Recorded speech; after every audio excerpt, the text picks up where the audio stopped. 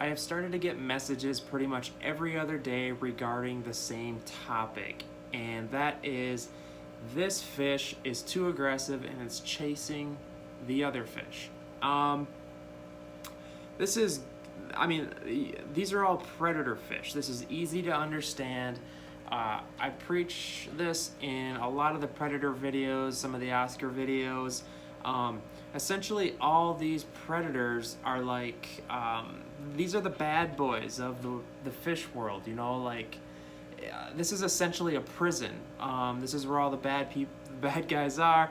I mean, this is a stupid analogy, but it's essentially the same thing. You're taking some of the most aggressive fish in the industry and you're putting them in a glass cage, essentially a prison. We'll go back to the analogy.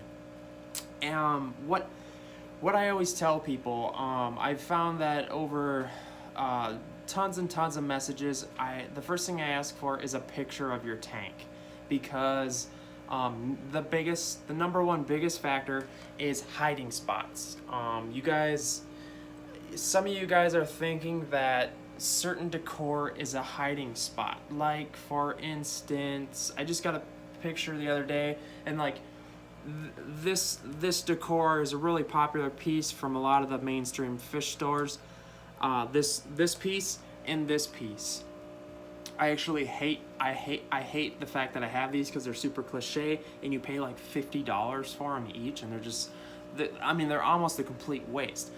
But anyhow, my point, this is not a hiding spot. When I say a hiding spot, it needs to be a dark cave-like area. Like the perfect example I give are these large terracotta pots. What I do is just either break them in half, or else I use a saw to cut them. I have a video on that if you're interested in it. Cutting them with a masonry grinder bit. Or else you can just break the end of them. I broke most of these. These are the large ones though. Don't get the smaller ones if you have big predator fish. You know, like here are some of the smaller ones. It's probably tough to see. It's kind of dark, sorry. Those are the smaller ones.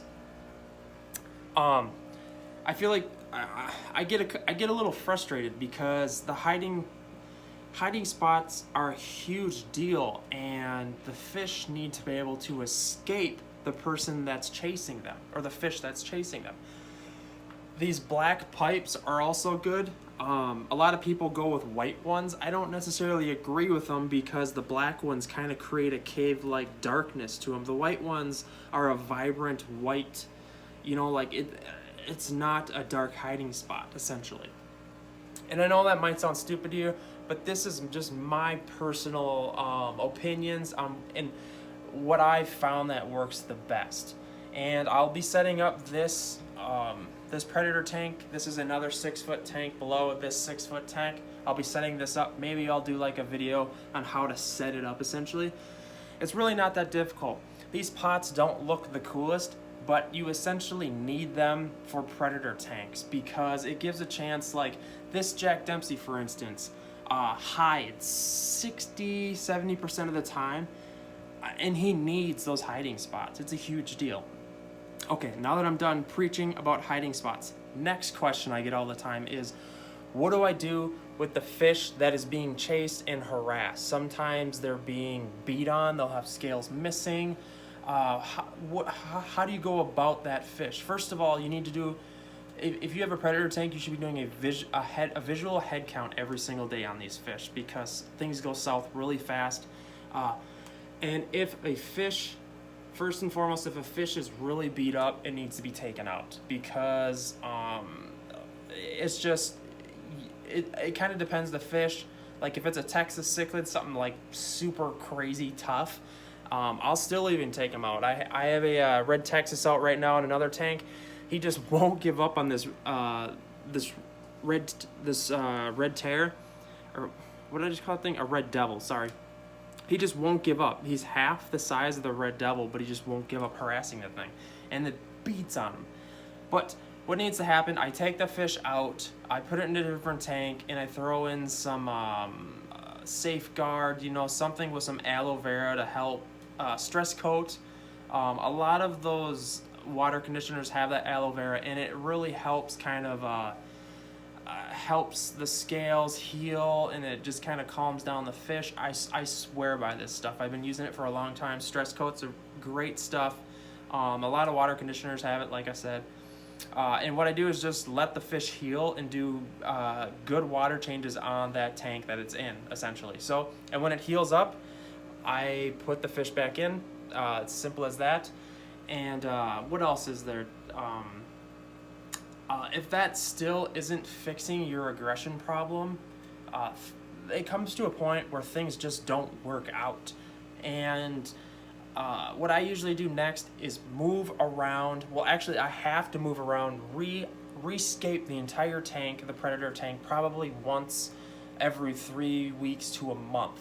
And I know that's a lot of work, but it keeps things, it keeps the fish distracted to where because what happens is a lot of these mean fish, they get bored and they start needing to like mark their territory, essentially. And if you're moving around all the territory, they can't do it. So, I mean, it's really that simple.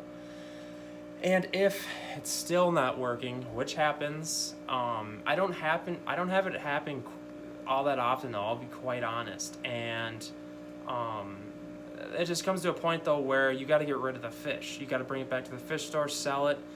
Some fish are just crazy. Like, I've had Jack Dempsey's to where they just fight and fight and fight, and they have to be in the tank by themselves, and it's just that way or the highway. I'm pretty sure that Red Texas is going to be that way. Not sure why the Red Texas is so much more aggressive than the Green Texas. But yeah, hopefully this helps other people, because instead of having you guys message me, I'm probably just going to start sending you guys the links to this video, because I honestly, with all the time I put into making videos and replying to all the messages, it's easier to just send people to a video for this. So this will be really cool and helpful. If you guys have any questions, I get tons and tons of questions regarding predators, which is awesome. I like hearing new stories. A lot of you guys send me videos. I use some of the videos for my videos. It's pretty cool. But yeah, good luck to you in keeping your predators. Remember, just move your decor around. Maybe try some new fish. Like, sometimes I find that if you have like 3 or 4 predators in a tank, you might need more of them to spread out the aggression. So, and people are going to think, well, that's stupid, that's overpopulated. Yes, but that's a trick of the trade when it comes to predators, and you'll see it across Asia. They do it all over Asia. It's been proven, and it works. All right, I'm done babbling.